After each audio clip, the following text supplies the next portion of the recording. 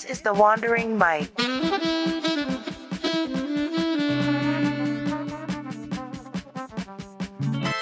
Welcome everyone to the Wandering Mike. Today I'm here with Axel. Hey Axel, how's it going? Hey Mike, everything good? What about yourself? All good. It's Saturday. It's a good day. I'm happy. Very nice, yeah. Same as me. Beautiful. So to get us started, if you just want to tell the people a little bit about yourself, introduce yourself, and then we go from there.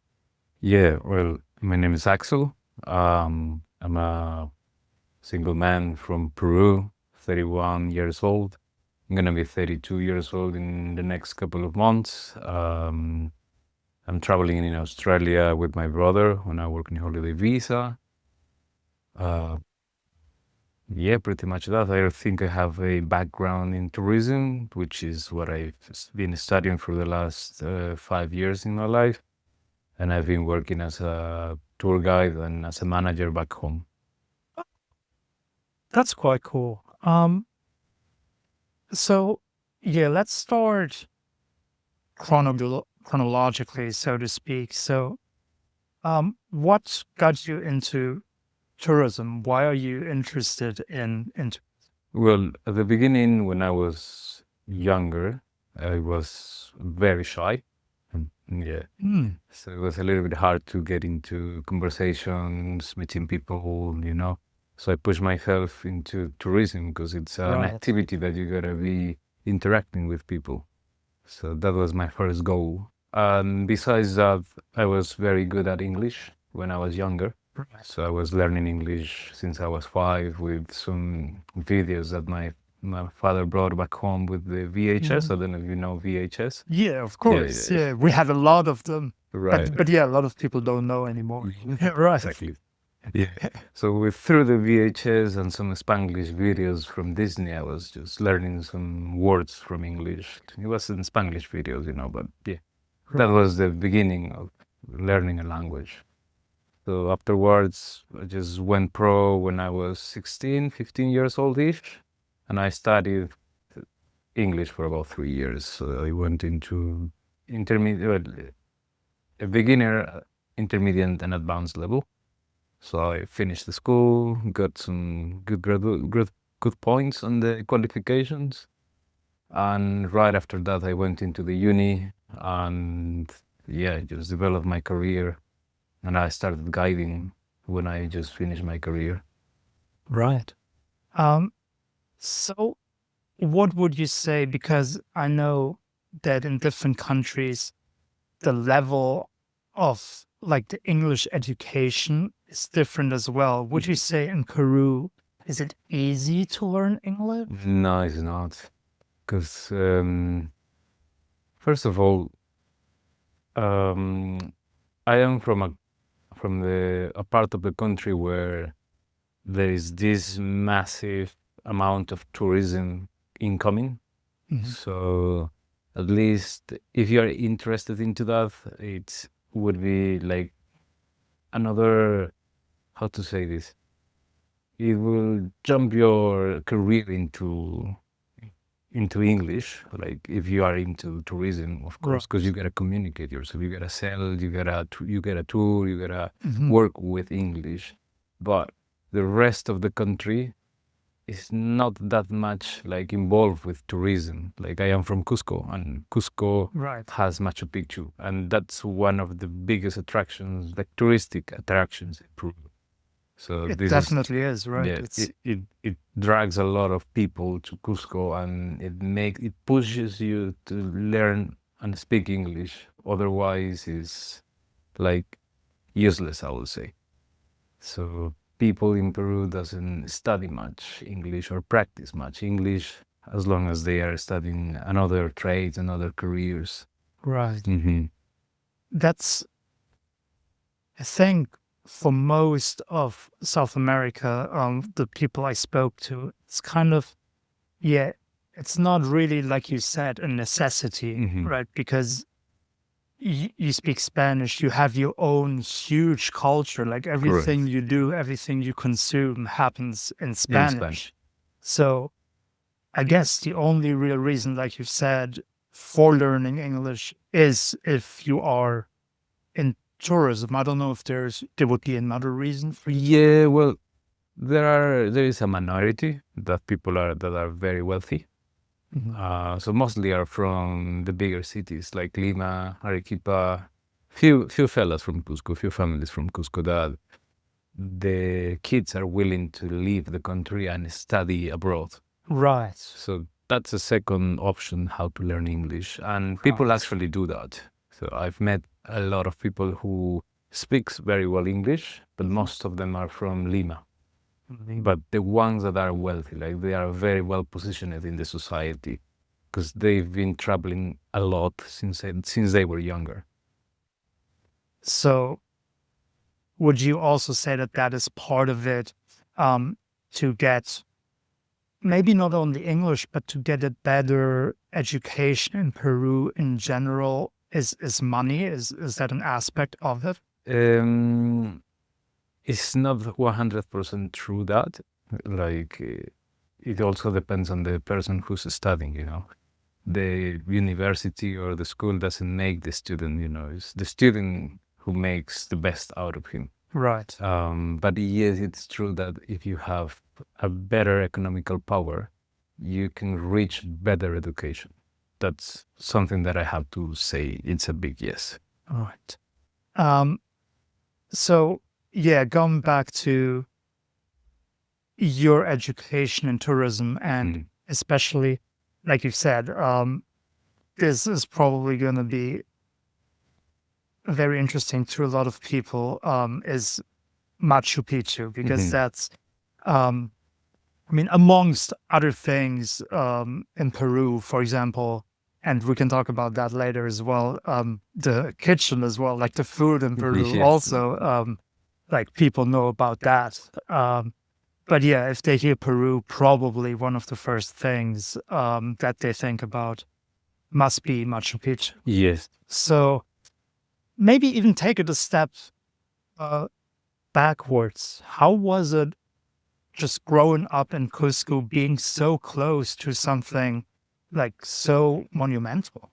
Well, at the beginning, since I have this reason, knowing or being aware what's happening in my life, in my city, it was like a very small enterprise, or quite big, but also hidden. Right. Because you couldn't see you could see them, but you didn't see them interacting with us. So while the pass of the time, like let's say until 2015, 2014, the main square of Cusco started gathering more and more people, like mainly backpackers. So backpacking became a thing in Peru afterward. So by that time, they were starting having more hostels, more and more and more hostels. So after that time and the social media, it got a boom, So it started brought more and more and more people. So going back to your question, what was it? Sorry again. So yeah, how was it for you growing up around it? Like, and so you said it only really started, or you started noticing it like about 10 years ago, is what you said, like 2014, 2015. Yeah, but it was always working there, but I wasn't aware how big was it. That's what I was going to. And it just opened my mind, at least in my position, my case, opened my mind, meeting people from around the world and showing me their culture, where they come from, what it's life in their countries. So it was like something shocking and unbelievable at the beginning, because you cannot believe that there are these kind of countries that has this different system or these different laws, whereas back home is completely different. Right. Mm-hmm. That's a super interesting aspect of it as well, because like if one thinks about going into tourism, you would think like the main aspect of it is for you to show them around in your culture. Yep. But then on the other side, it's super cool for you as well to have a look into their culture. Yes. So that probably also is a big difference in Cusco and maybe more rural areas in Peru, that you actually get the chance Yeah. to talk to these people. And yeah, like you've said, you get a view of how do things work in different places. So that's what kind of motivated you to go more into that, just like be interested in like other cultures. I think it wasn't that. I reckon it was more into my how to be more fluent in English, first of all. Right. Because as I told you before, I was good at the school, but while speaking, I didn't have that much confidence. Right. So, what is the best way to improve something while practicing? You just gotta practice. You gotta practice and practice and practice. So, I knew that my speaking was bad. So, my first job was a tour guide.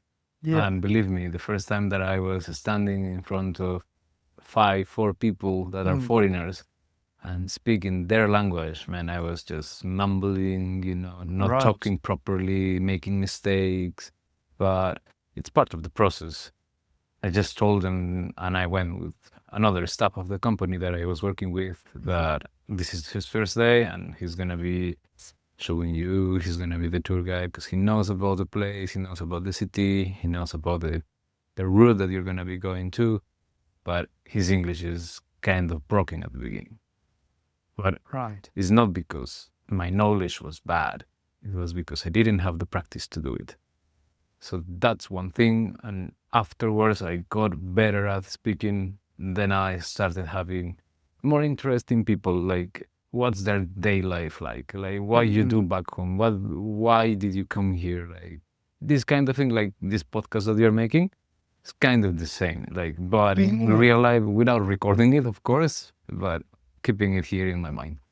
So yeah, I just started talking to people, to also people who were interested in speaking to me as well. Because along the way, you meet many people who want to talk to you and who doesn't want to talk to you, and I just learned to live with that, and it's all right. But yeah, with the people that I was talking with, they were very open-minded. They were showing me with pictures, by their relates. They were just telling me what or how was their life back home. That's cool.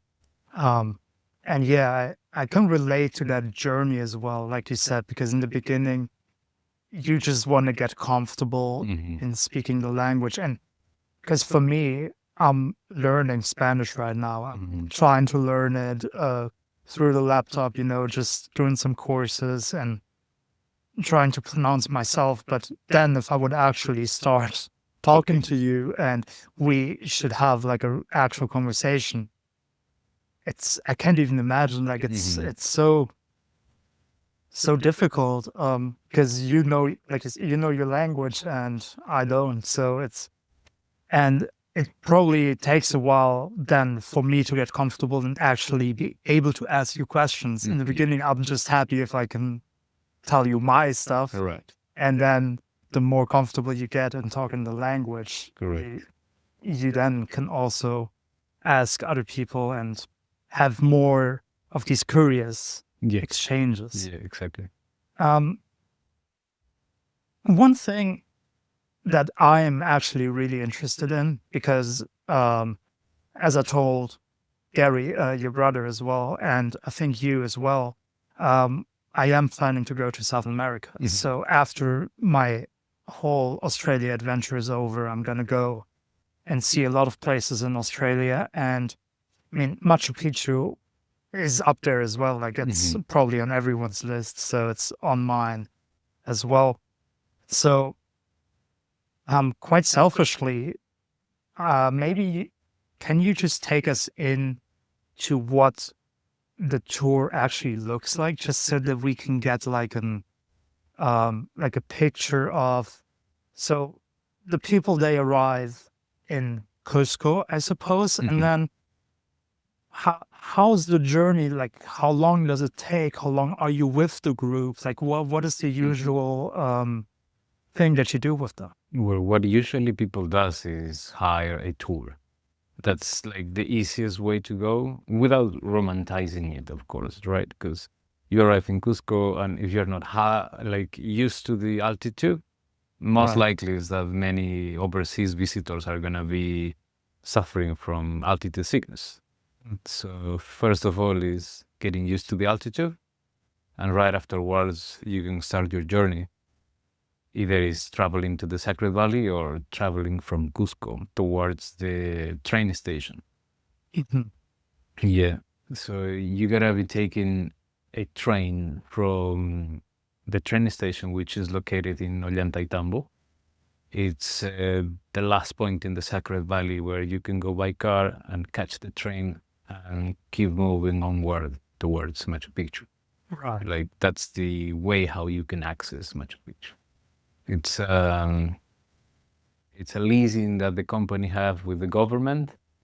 It sucks, Yeah. but it's what it is. And yeah, you go through the train. You gotta purchase your tickets previously or book it with the company, and then you can arrive in the town of Aguascalientes. Aguascalientes town is in a small village, I would say. It's located even a lower altitude than Cusco, it's like 2,300. So you're basically traveling down again Down in south, yeah, altitude. down the hill. Right. So it's like cloud forest area. Mm. Many vegetation, many animals. If you're into bird watching, it's a good spot to do bird watching too. Right. Yeah. And Machu Picchu, like as the archaeological site, as the citadel where people goes and visit, it is located, let's say 10 minutes by bus from the citadel, from the town or village of Aguascalientes. So you gotta take another bus, go up the hill, and then you can do a tour inside of Machu Picchu. Oh, so is there actually, because in my mind, it was always like a hike up to Machu Picchu. Is there no actual hiking like needed to be? Yes, like actually, like if we go back in history, there were this road system built by the Incas, which was this culture that built up this whole thing in Peru, South America. Right. So this system was called Capacñan. And by the pass of the time, it didn't get used, it got destroyed, Spaniards came, cities were built, and while tourism was developing, there was one person who said, hey, there is actually a part of the Capacñan who takes you from this spot to Machu Picchu. Let's make it a touristic route for people who are into trekking. So you can also go by walk. That's the second part, sorry. Didn't mention that. But yeah, it's a little bit more expensive because the logistics are heavier. It's a 5-day trek. You gotta do some camps. 5 days. Yeah, 5-day trekking, that's the longest, or even 7 days, if I'm not wrong. Right. And you can make it even shorter, like let's say 3 days trek.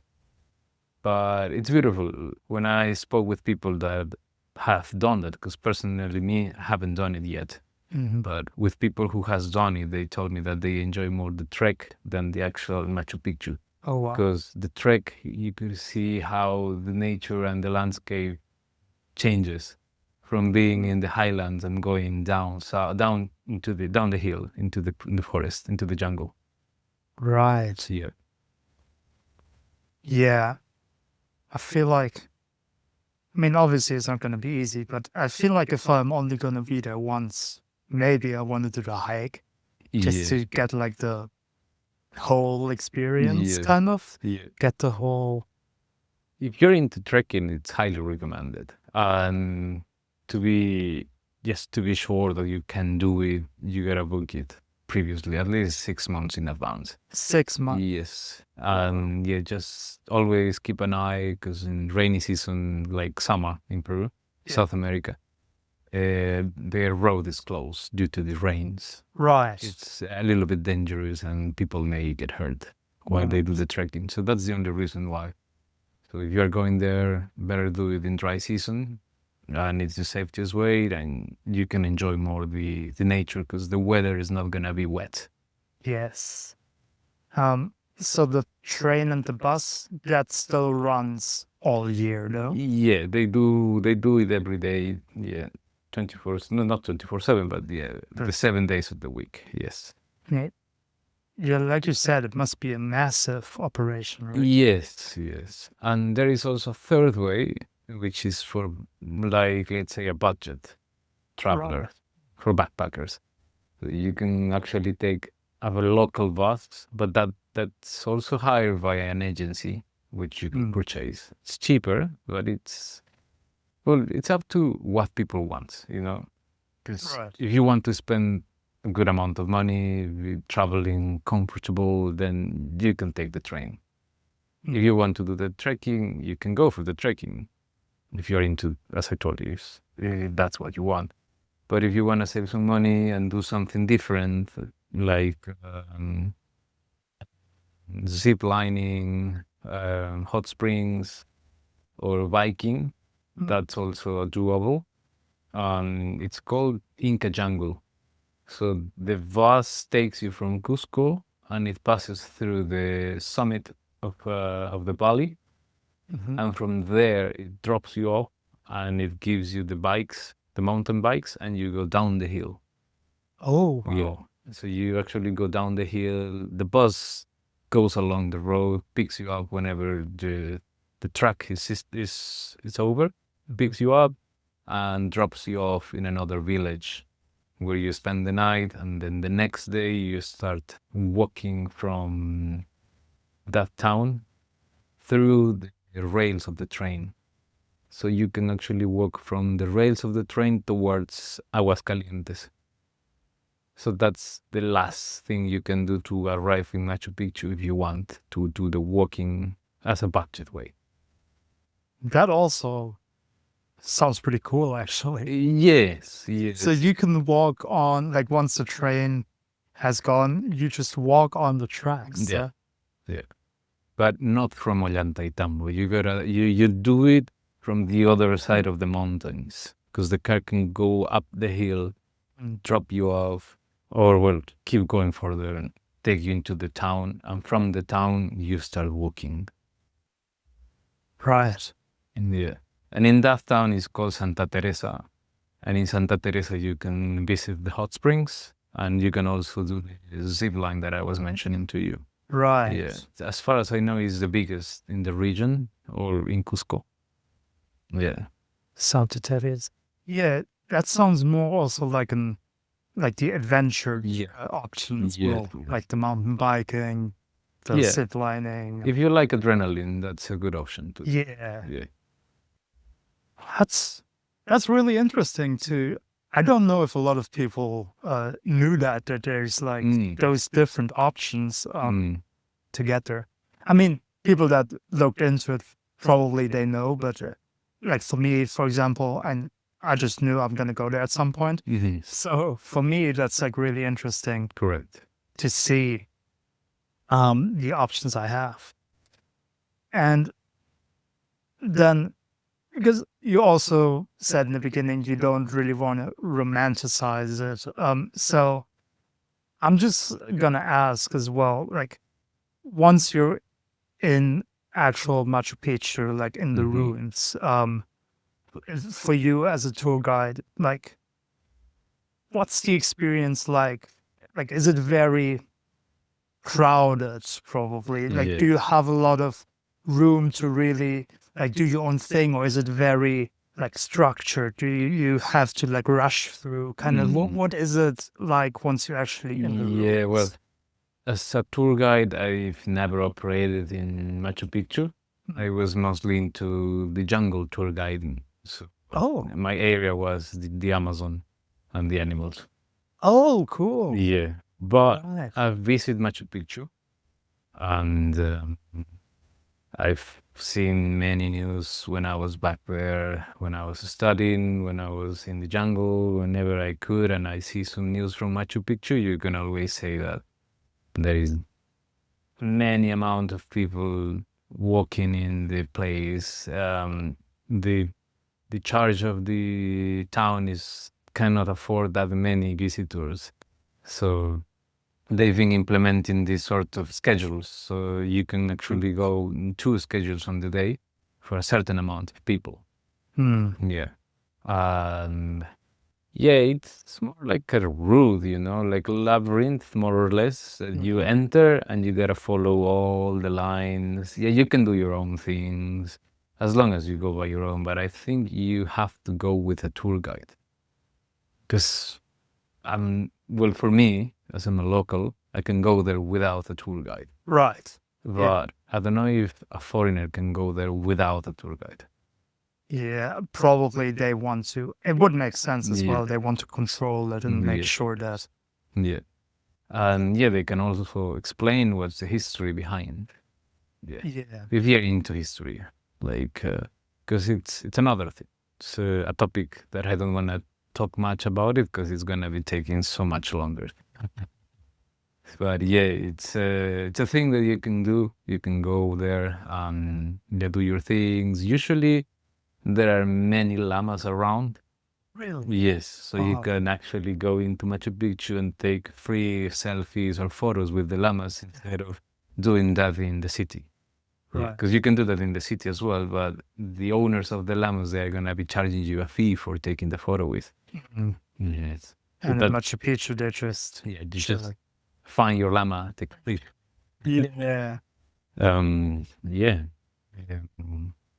Yeah, it's crowded, I gotta say. As many people has told me, it's very touristy, didn't like it much, but this is what it is. I mean, obviously, I don't want you to put you into a situation where you have to talk for the next 3 hours, and I get that you don't want to get into the whole history.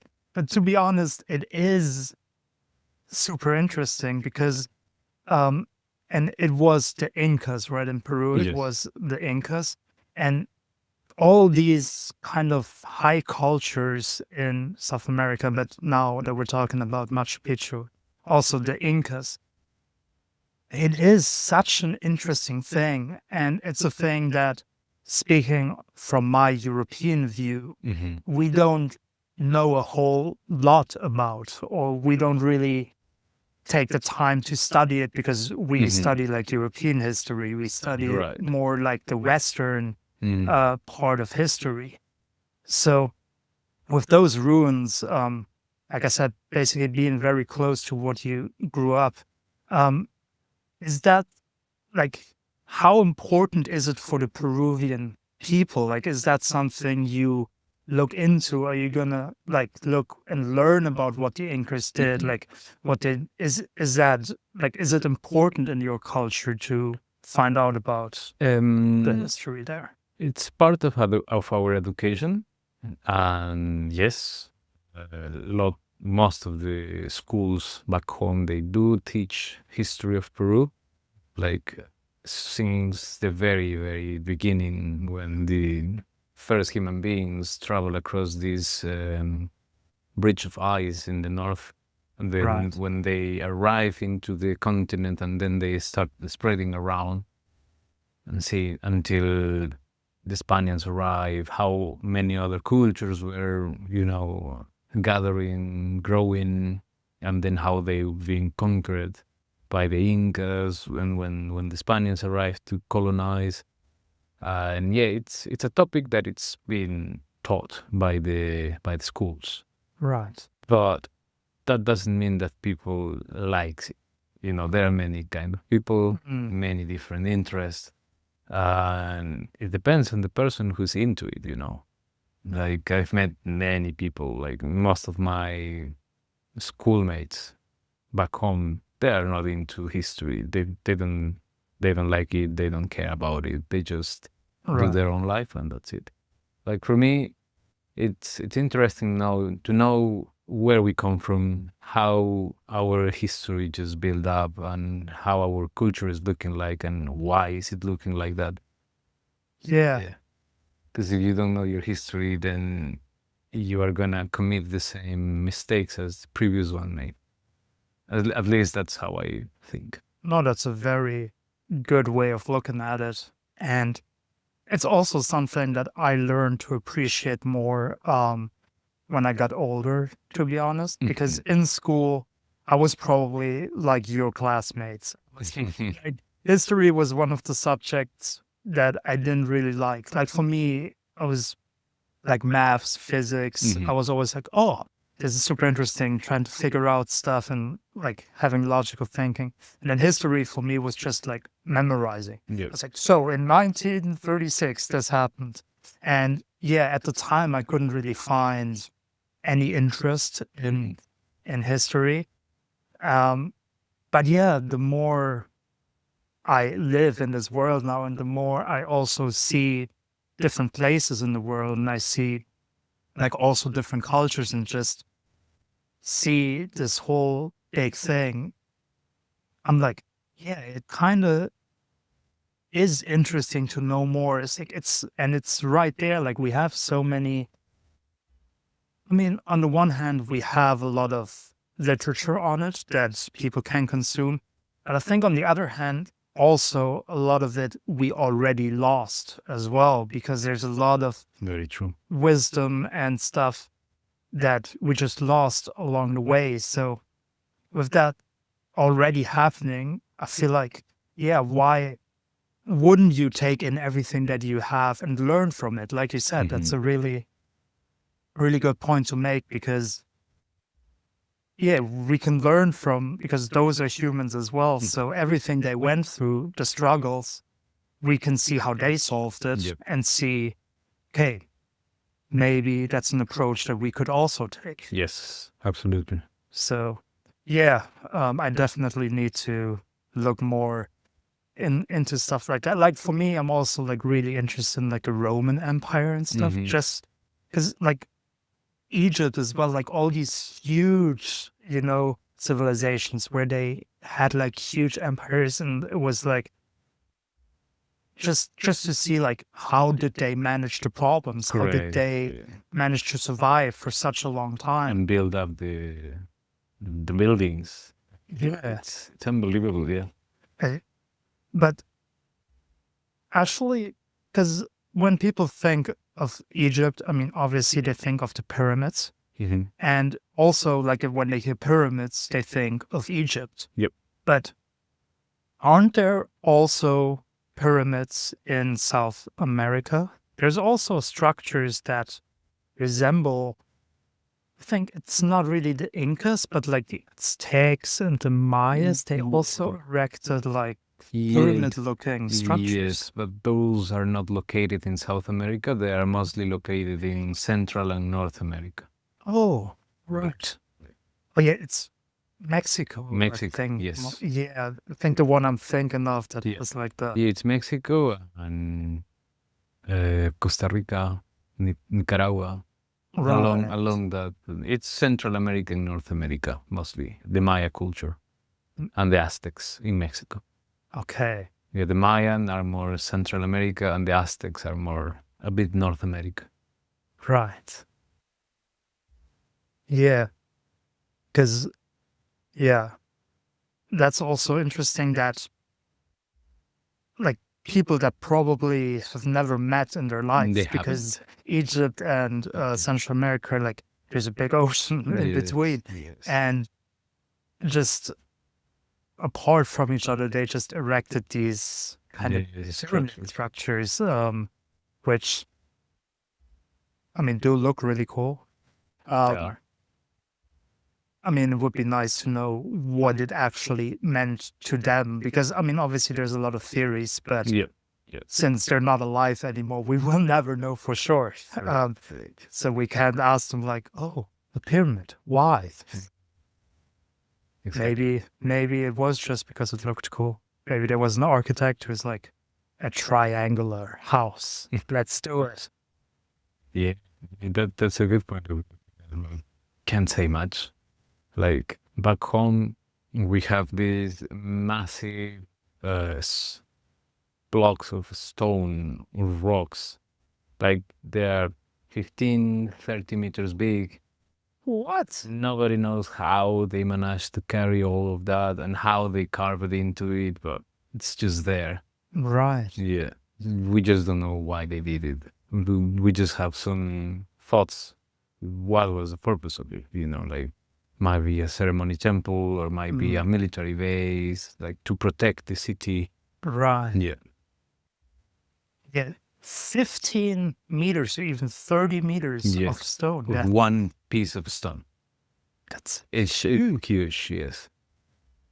Yeah. How would you even? What are the logistics of? Yeah. How many people you use to carry all of that? Exactly. You have to have like huge sleighs as well, like where you had to put it on. Yeah. Well, we can say much because when the Spaniards arrived, what most has been taught in the schools is that they were burning all the knowledge that we had. Like they didn't want the Incas to have their own religion, and they were teaching them to be Christians.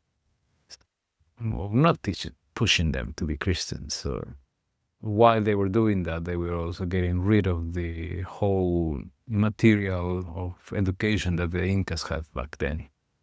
So paintings, I don't know if we had writings, because there is no evidence that the Incas had writings, but many historians say they were some writings from the Incas that they were burned in one sort of library they had. And the Spaniards burned it all. That's what most of them said. Right. Like, I don't know exactly if that's true or not. I mean, it's true that they destroyed most of our culture that what Incas were making, but I don't know if there was a library, as they say. Yeah, I think both would be interesting. Like if it's true, I mean, obviously it's horrible that they burned all of that, but if they also didn't have writing, I think it's so interesting as well because, especially because now we're here in Australia and like what happened with the Aboriginals, it was very similar. And because a lot of these cultures, these older cultures, they function through like mouth to mouth. It's all the knowledge is always given from the elders to the youngers. And then what happens here was when they also like put them in schools, like in real schools, taught them English and all that. They separated them from the elders because they just put them in like grades with ages. And because then the elders weren't able to talk to the youngers anymore, they lost all of their knowledge just through that process because there was no mouth to mouth exchange anymore. And it's just, and that's probably the European speaker. But if you want to say anything good, it's that maybe they had good intentions by saying, oh, we know this system works for us, but it just doesn't work for them. And it's the same thing, the Spanish coming in and saying, we have the right way, the only right way, And then by doing that, destroying all culture. Yeah. Well, culture wasn't destroyed at all. Most likely, the knowledge that people had back then, it kept traveling through mouth by mouth, as you're saying. Nowadays, we still do some practices of the ancient culture. Right. Like we do some payment to the Mother Earth. If you are into the Inca culture, if you are grateful with the Pachamama, which is the Mother Earth in English. Yes. So there are people who do this ceremony and say thanks to the Mother Earth and to give them the product of the land, like the fruits, the vegetables, the harvest season. So they do this to say thank you. And besides that, there is also this sort of events, not events, it's like a festivity as well. And they make it mainly in Cusco. It's for the solstice of winter. And the ceremony is called Inti Raymi. So it's the festivity of the sun. And there is this ceremony that they were performing. It said that the Incas were performing this ceremony too. So it's a recreation of how Incas were doing this ceremony back then. Just when you said that, I'm talking about Pachamama as well. It reminded me, and we don't need to go into this topic because it's a huge one as well. But I actually did. I had a time where I did like some remote episodes as well. Like usually I do these face to face, but when I was in New Zealand in Queenstown, I had a time where I was doing remote interviews through Zoom with people from all over the world. Right. And I did one with this American Peruvian lady, and she basically is a shaman. And she talked about how she first found back to like all her inner knowledge and all the stuff that connected her to nature when she was in Peru. She was also saying that, especially this area, you can feel energies like that way more. Like the nature is more untouched and therefore has like more of the ancient power, rather than in like America where everything, they just built cities, streets. And so yeah, basically the way she explained it as well was just this vast energy of the nature of the land that she perceived when she visited Peru. And that's when she basically got back in touch with nature and herself and all that. So because you said, I'm really interested in that as well. Sorry to exploit all your all your knowledge, but you said you went into the Amazonas then, like as a tour guide. You did like hikes or treks into the jungle, kind of. Yes. So how is that? Because I can imagine that it's really wild there still, right? Is it so established by now that you really have like tracks and like is it? I mean, I'm just gonna ask: is it safe? Yeah. 100%. Yeah. Safe. Otherwise, there wouldn't be people going there. Well, maybe they like the risk.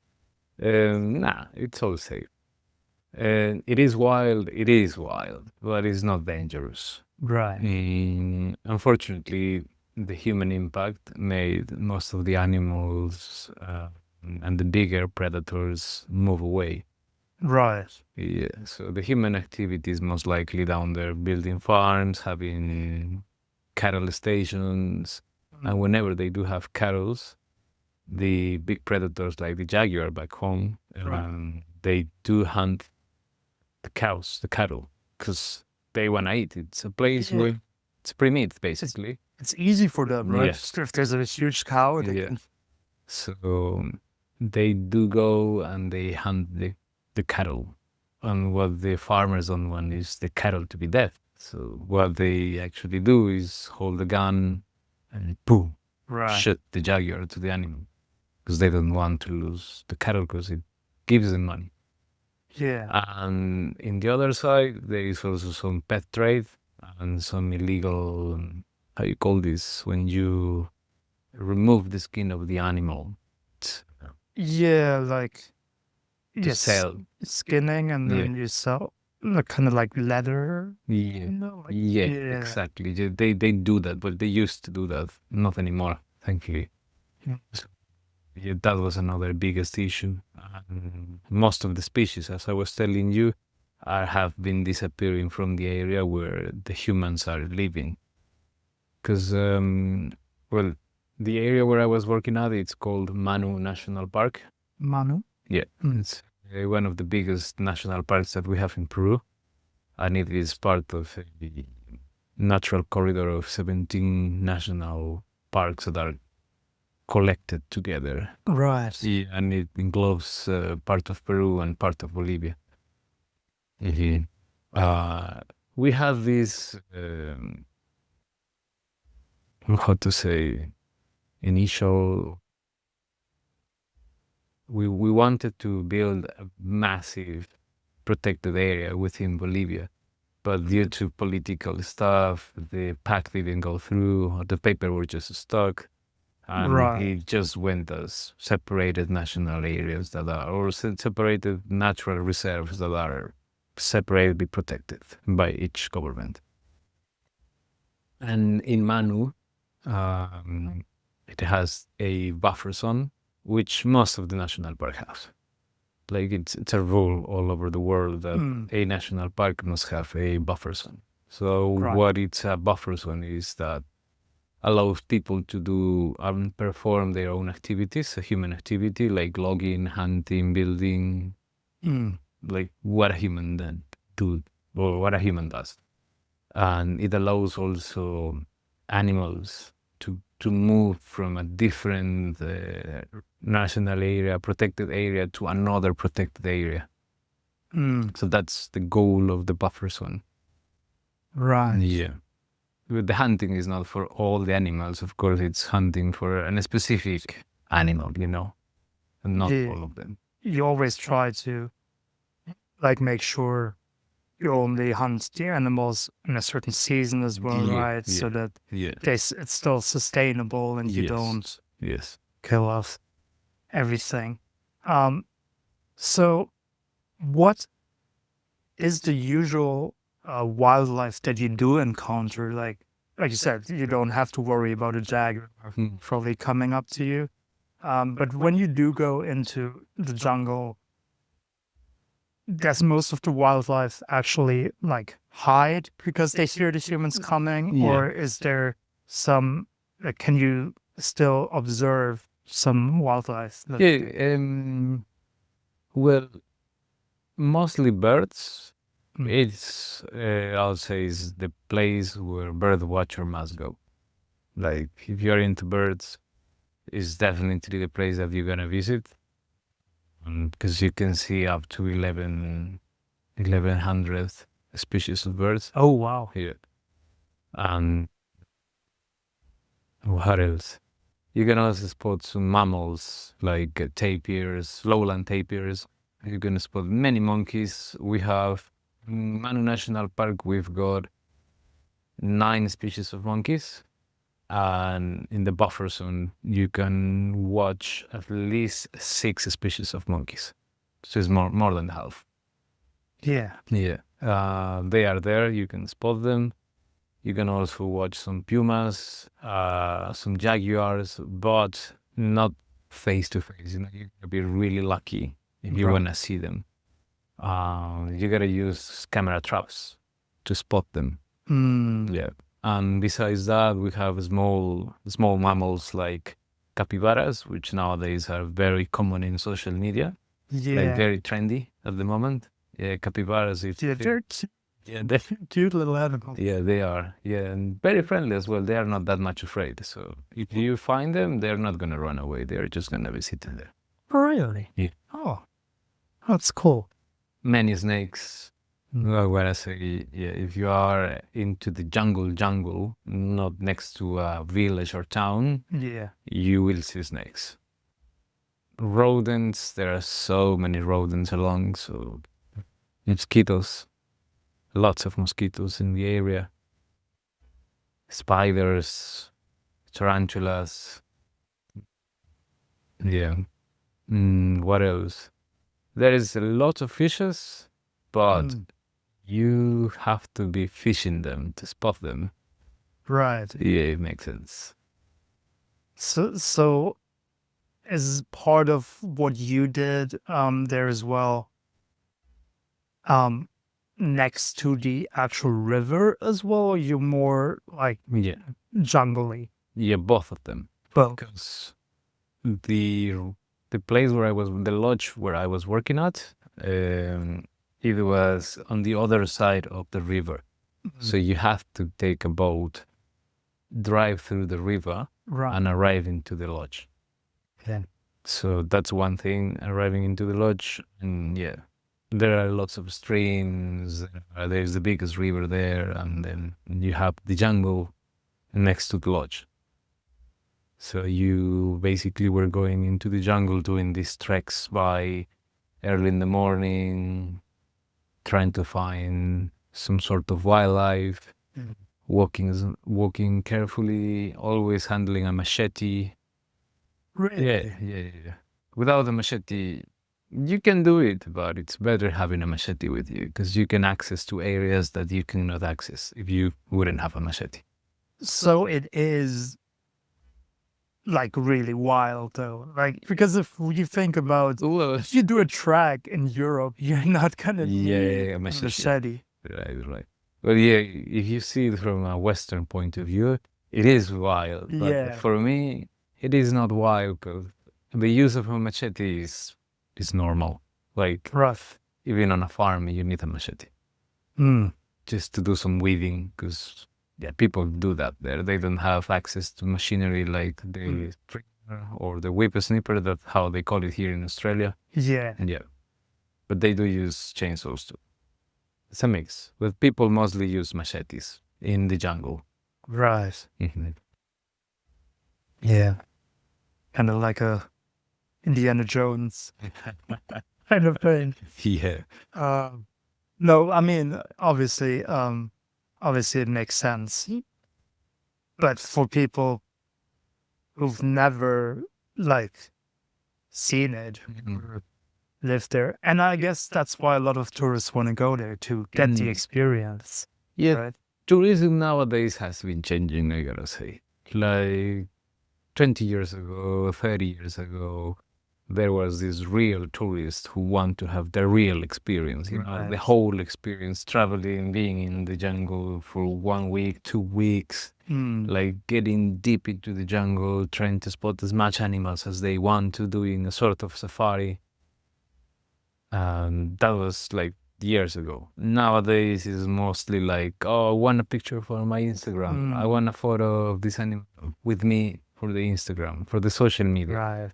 So it's been changing a lot, but people don't do it that much. Like they want to spend less time, I will gonna say, and then leave. That's a shame. It is, but it's how people are doing it nowadays. Everywhere. It's not only in Peru, it's everywhere in the world. They just want to go there, take the photo, and then go back home.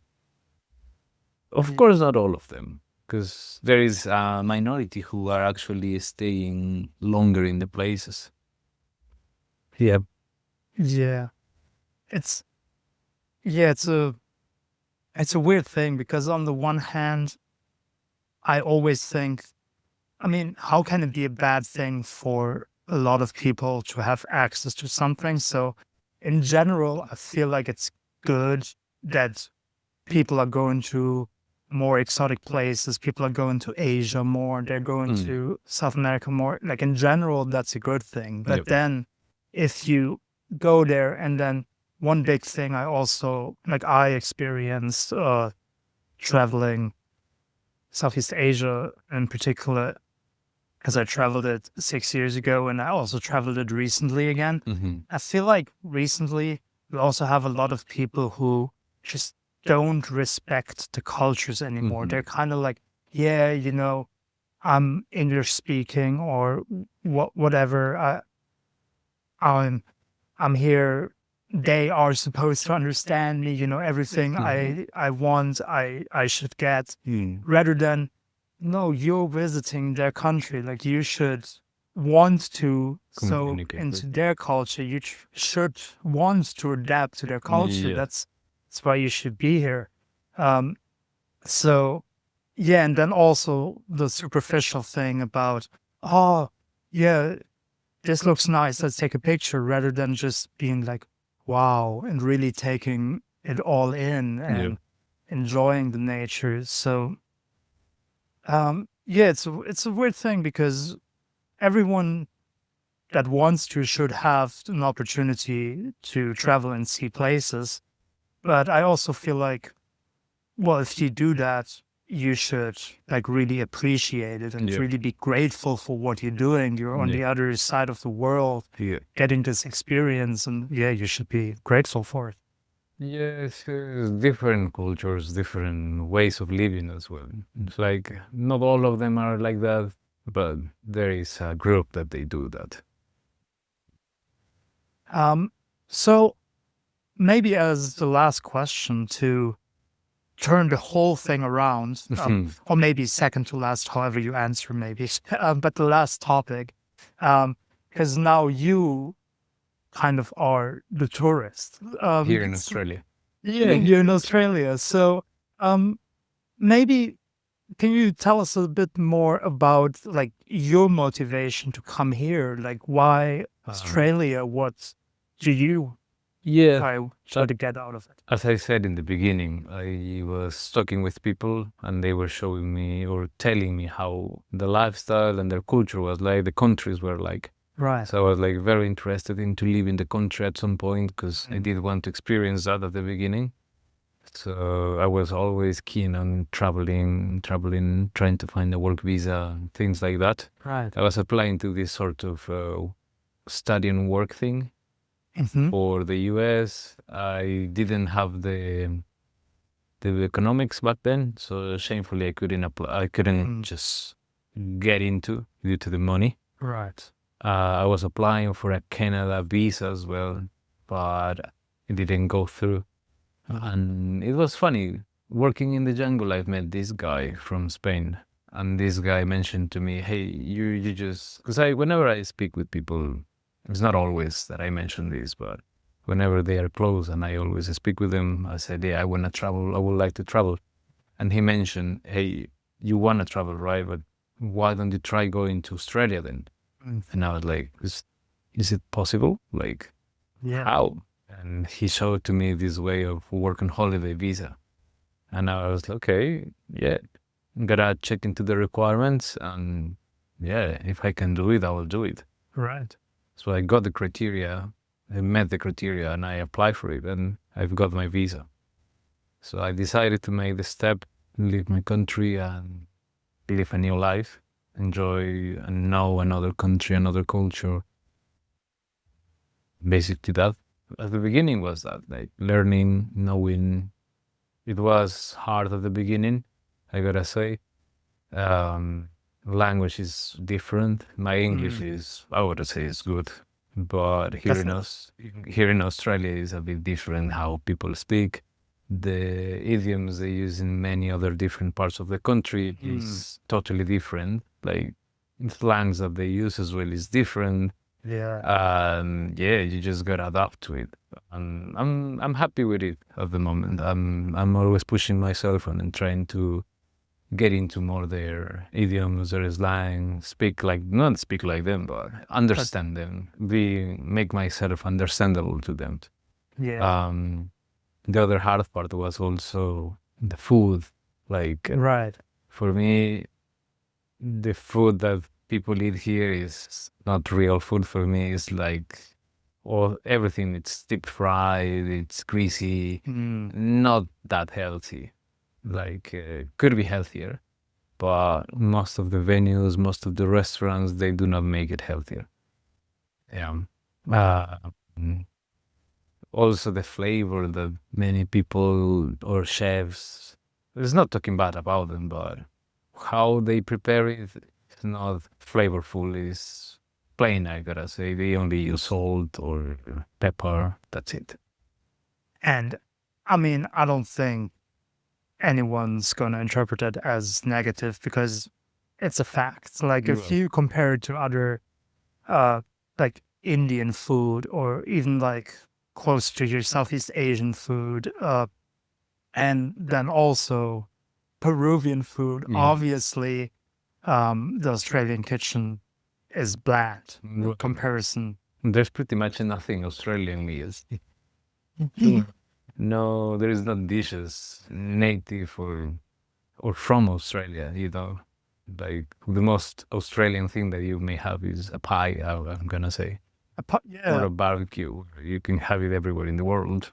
yeah, But besides that, besides the food, besides the language, and being away from home, being away from your family and your friends, it's I think is the hardest part. But besides that, traveling along with these other fellas, these other working holiday makers, makes life in Australia easier, I'm gonna say. So you can share a little bit of your experience, hear a bit of your of their experience, sorry, and therefore you can make a good journey.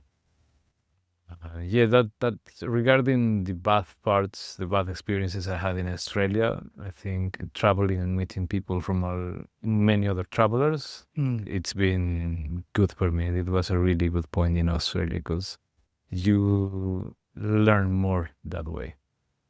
And also the lifestyle in Australia, it's so much different. It's so much easier. Like prices are crazy here. Like it's very expensive. yes, But it is also like it's balanced. The wages that you receive, even though you don't have qualification, is just enough to rent a room and have food for yourself. You can actually also save some money if you do that. Whereas back home, that's not that possible. right. Yeah. Yeah, because here, I mean, especially now, here where we are in Bundaberg, where you do farm work, where, like you said, you don't need any pre-requirements. They don't need you to have experience. You still earn $30 an hour. So Yeah. let's say you get your 35 hours, which isn't even a lot. But Yes. if you get your 30 hours a week, like you said, you have your food and your rent Yeah. covered, maybe plus a couple $100 each. Yeah. So, and so in Peru, if you would do farm work, you would not be able to That sustain that. that depends. Like if you are the owner of the farms. Right. If you have your own. If you have your own farm, and if your farm is big enough, you can make money. Because I've met farmers that told me that, like, if your farm is small, don't waste your time. Right. If your farm is big, let's 2 hectares and above, you can actually make money. Yeah. And they were just selling papayas. Yeah. With papayas, they were making 6,000 soles, which is an equivalent to $2,000 per week. Oh, wow. But without, like, after expenses, they were keeping 2,000 soles on the pocket for themselves, which is like really good. 600 US dollars per week, more or less, which is more than the minimum wage in Peru. The Right. minimum wage of Peru is $300, $350 per month. And they were earning that in a week. So it's profitable. Yeah. Yeah. If you, Yeah, if depends. you have a big enough Yeah, farm, if right, you are you the need to- owner. But Yeah. if you are a worker, then it depends on how you make the deal with the farmer. Like the farmer tells you, you gotta pick this and I'm gonna pay you this amount of money. If you're happy with that, then you take it. And usually you work for the day, you don't work for hours. Right. Yeah, there is no hour system back there. That's interesting as well. But yeah, so coming back to your journey, so how long in Australia? I arrived in Australia in 2022.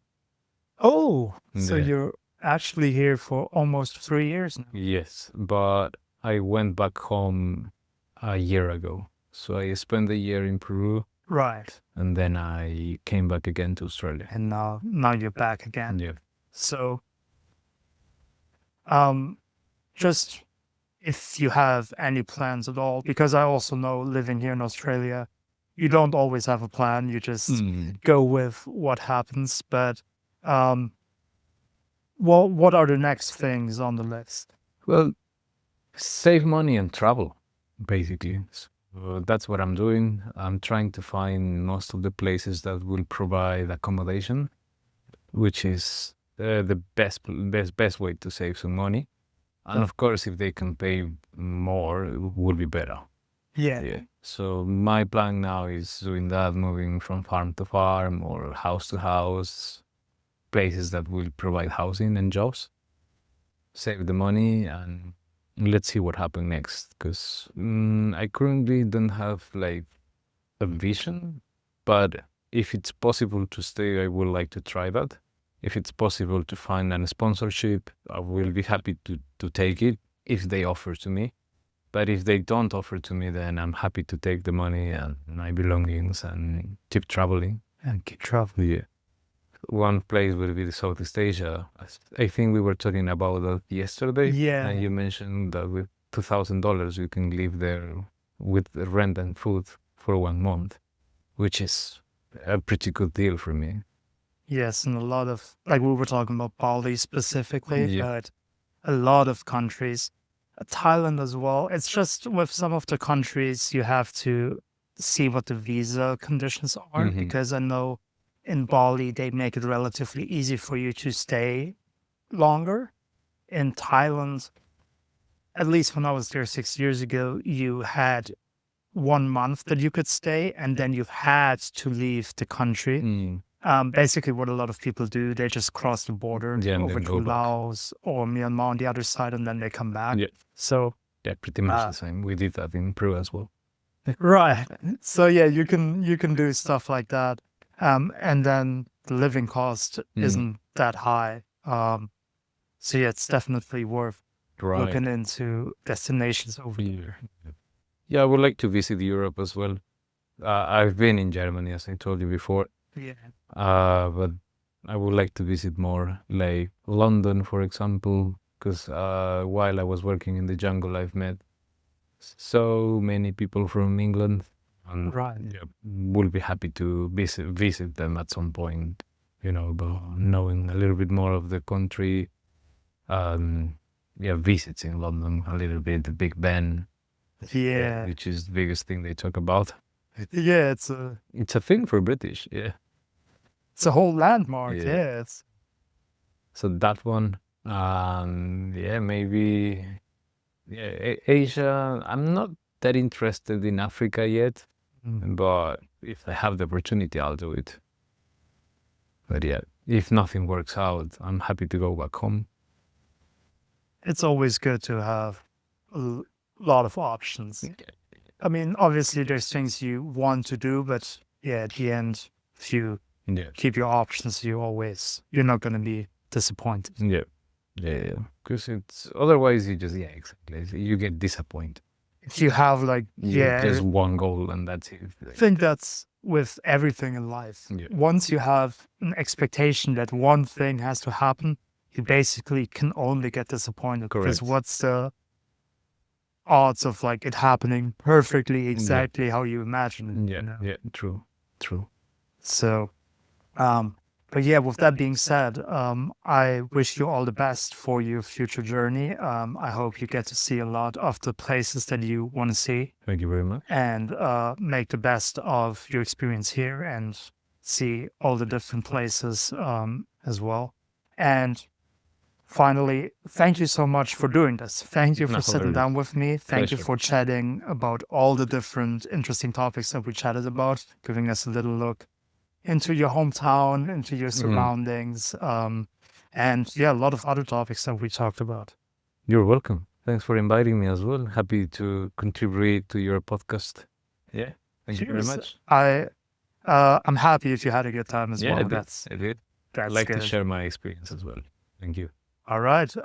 Well, enjoy the rest of your day and goodbye, everyone. Goodbye.